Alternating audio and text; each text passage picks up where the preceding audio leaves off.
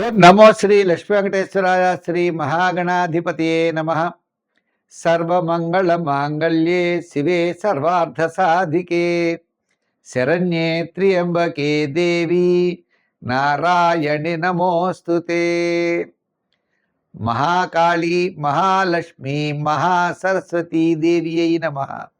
వరలక్ష్మీదేవ్యై నమః. శ్రవణ నక్షత్రం పౌర్ణమి యందు కలిగిన మాసం శ్రావణ మాసము. శ్రవణం అంటే చంద్రుడి అధిపతి అండి. ఈ మాసంలో ఎవరైతే అమ్మవారి యొక్క అనుగ్రహాన్ని పొందుతారో వారికి మానసికమైన ప్రశాంత వాతావరణం ఉంటుందట.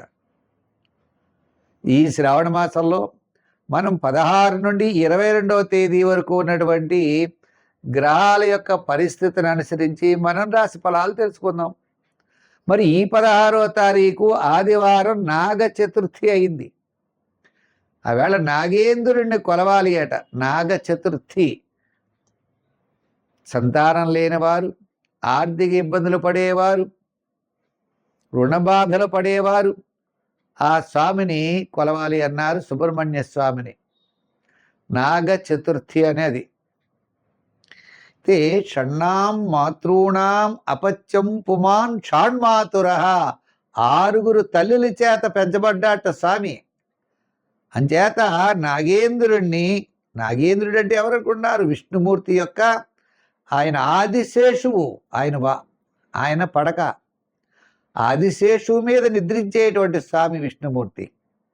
అటువంటి నాగేంద్రుడి యొక్క ఆరాధన ద్వారా, ఆ సుబ్రహ్మణ్య స్వామిని ఆరాధించడం ద్వారా మనం విశేషమైన ఫలితాలు పొందుతాము. అయితే ఈ యొక్క వారం మనకి గ్రహాల యొక్క పరిస్థితి చూసినట్లయితే కుజుడు మిథున రాశిలో, రవి బుధుడు గురుడు వారి కర్కాటక రాశిలో, కేతువేమో సింహరాశిలో, శుక్రుడు కన్యారాశిలో, శని మీనరాశిలో, రాహు కుంభరాశిలో, చంద్రుడు కన్యా తుల వృశ్చిక రాశుల్లో ఈ వారం చంద్ర సంచారం ఉంటుంది. మా యూట్యూబ్ ఛానల్ ఉన్నది పులుల సత్యనారాయణ, చూడండి, సబ్స్క్రైబ్ అవ్వండి. దాంట్లో భాగతము, వార ఫలాలు, మాస ఫలాలు, షార్ట్స్ అనేకమైన పెడుతున్నాయి. మీకు అందరికీ ఉపయోగం. చాలామంది లైక్ చేస్తున్నారు. వారందరికీ కూడా ప్రత్యేక అభినందనలు, ఆశీస్సులు తెలియజేస్తూ మనం వార ఫలాలు ప్రారంభిద్దాం. మకర రాశి. ఈ మకర రాశి వారికి 6వ స్థానంలో ఉన్న కుజుడు యోగదాయకం, 7వ ఉన్న గురుడు యోగదాయకం, చంద్రుడు 9వ 10వ ఏకాదశ స్థానాల్లో సంచారం. వార ప్రారంభం ప్రయాణాదులు ఉంటాయి. వారం మధ్యలో కార్యజయం, ధనలాభం, సౌపుణ్య కార్యక్రమాల్లో పాల్గొనుట, వారాంతం ముఖ్యమైన వ్యవహారాలన్నీ కూడా పూర్తి చేస్తారు. క్రయ విక్రయాదులు, వివాహాది శుభ ప్రయత్నాలు అనుకూలిస్తాయి. స్థలం కొనుక్కోవడం, భూమి కొనుక్కోవడం, ఇటువంటి వ్యవహారాలన్నీ కూడా లాభిస్తాయి. దీర్ఘకాలిక ప్రయోజనాన్ని ఇచ్చేటువంటి పనుల్లో ఉత్తేజంగా ముందుకు పెడతారు. వివాహాది ప్రయత్నాలు అవ్వచ్చు, ఒక ప్లాట్ కొనుక్కోవాలనుకోవచ్చు, ఇటువంటివి ఏవైనా సరే. ఉద్యోగస్తులు స్థానచలన అవకాశాలు, ఉద్యోగం మారే ప్రయత్నాలు చేసేటువంటి అవకాశాలు ఉన్నాయి. విద్యార్థులు కూడా మంచి యోగదాయకంగా ఉంటుంది. వృత్తుల వారికి కూడా న్యాయవాదులు, వైద్యులు, కళారంగం వారు అవకాశాలు వారికి లభిస్తాయి. అంటే మీ యొక్క ఆలోచనలు అనుకూలమైన వాతావరణం కనబడుతోంది. 3వ స్థాన సంచారమైన శని భగవానుడు ఎంతటి కార్యక్రమాన్నైనా మీకు అనుకూలించేటువంటి పరిస్థితులు ఉన్నాయి. కోర్టు వ్యవహారాదులు, గతంలో మీ మీద ఉన్నటువంటి సమస్యలు, వాటికి పరిష్కార మార్గాలు, పరిహారాలు, ఈ విధంగా ఈ రాశి వారికి గత 4 వారాల కంటే ఈ వారం అనుకూలంగా ఉన్నది.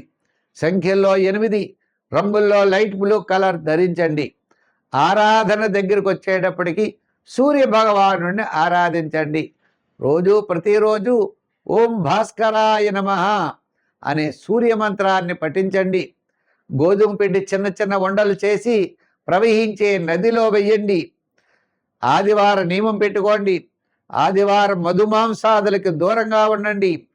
ముఖ్యమైన వ్యవహారం ఏమిటి అంటే 7వ ఉన్నటువంటి రవికి సూర్య ఆరాధన విశేషమైన ఫలితాన్ని ఇస్తుంది.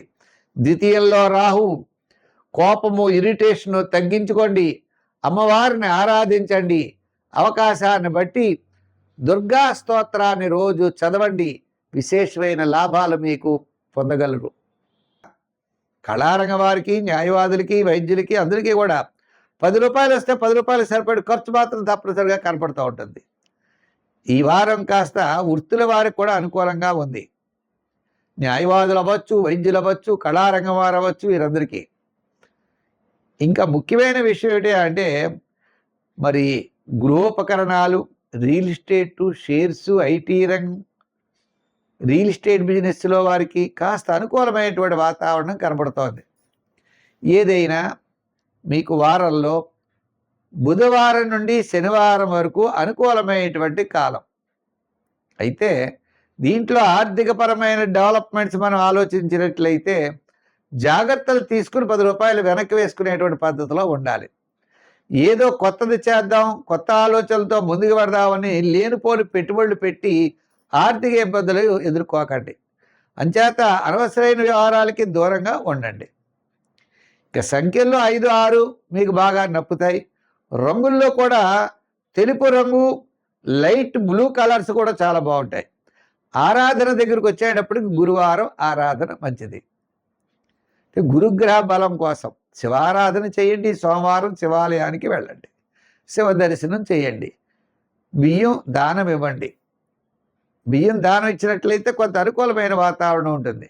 అలాగే శనగపప్పుతో చేయబడినటువంటి పదార్థాలు సోమవారం గుళ్ళో ఇవ్వండి. గురువారం ఇవ్వక్కర్లేదు, సోమవారం ఇవ్వచ్చు, శనివారం ఇవ్వచ్చు. మీకు ఖాళీ ఉన్న రోజుల్లో పట్టికలు మీరు ఇస్తే మంచి ఫలితాలు మీకు ఉంటాయి. గురుబలం పెరుగుతుంది.